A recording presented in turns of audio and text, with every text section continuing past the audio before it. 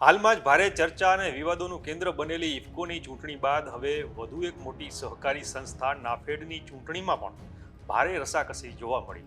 આગામી 21મી તારીખે તેની સામાન્ય સભા યોજાવાની છે અને જરૂર પડશે તો ચૂંટણી પણ થશે.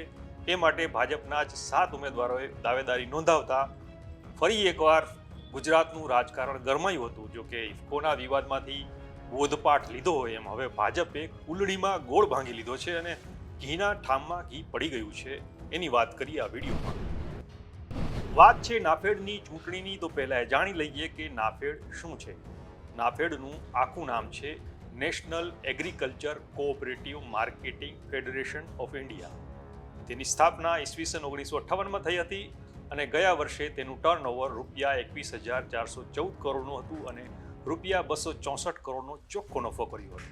તે દેશની મોખરાની સહકારી સંસ્થા છે અને ખેત અને વન પેદાશોના વેચાણ અને જરૂરી સાધનોના અમલીકરણનું કામ કરે છે. આગામી 21મી તારીખે નાફેડની સામાન્ય સભા છે અને જરૂર પડશે તો મતદાન પણ કરવામાં આવશે.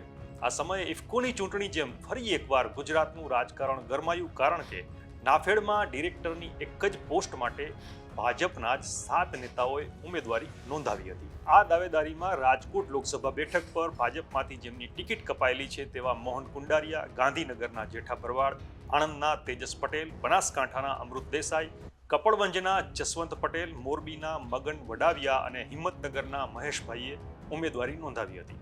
ભાજપ તરફથી કોઈને મેન્ડેટ આપવામાં આવ્યું નહોતું.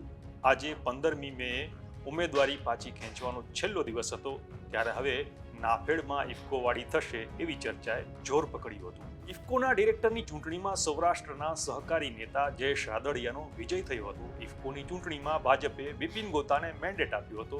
જો કે મેન્ડેટની ઉપરવટ જઈને રાદડિયા ચૂંટણી લડ્યા અને જીતી પણ ગયા અને ત્યારથી ભાજપમાં અંદરોઅંદર વિખવાદની શરૂઆત થઈ હતી. જયેશ રાદડિયા અને ઇફકોના ચેરમેન દિલીપ સંઘાણીનો એવો દાવો હતો કે સહકારી સંસ્થામાં પાર્ટીના મેન્ડેટની જરૂર નથી હોતી. આ વિવાદનો ગણગણાટ હજી ચાલી રહ્યો હતો ત્યાં નાફેડના ડાયરેક્ટરની ચૂંટણી આવી અને એમાં પણ નવા જૂની થવાના એંધાણ જણાઈ રહ્યા હતા. જો કે ઇફકોની ચૂંટણી પછી ભાજપને ડહાપણ સૂજ્યું હોય એમ નાફેડની ચૂંટણીમાં ઇફકોવાળી ન થાય એવા પ્રયાસો શરૂ કરવામાં આવ્યા અને ભાજપે કોઈના નામનો મેન્ડેટ આપ્યો નહીં. બાકીના ઉમેદવારોએ આજે છેલ્લી ઘડીએ ઉમેદવારી પત્રો પાછા ખેંચી લીધા છે અને સરવાળે રાજકોટના પૂર્વ સાંસદ મોહન કુંડારિયા બિનહરીફ ચૂંટાયા છે.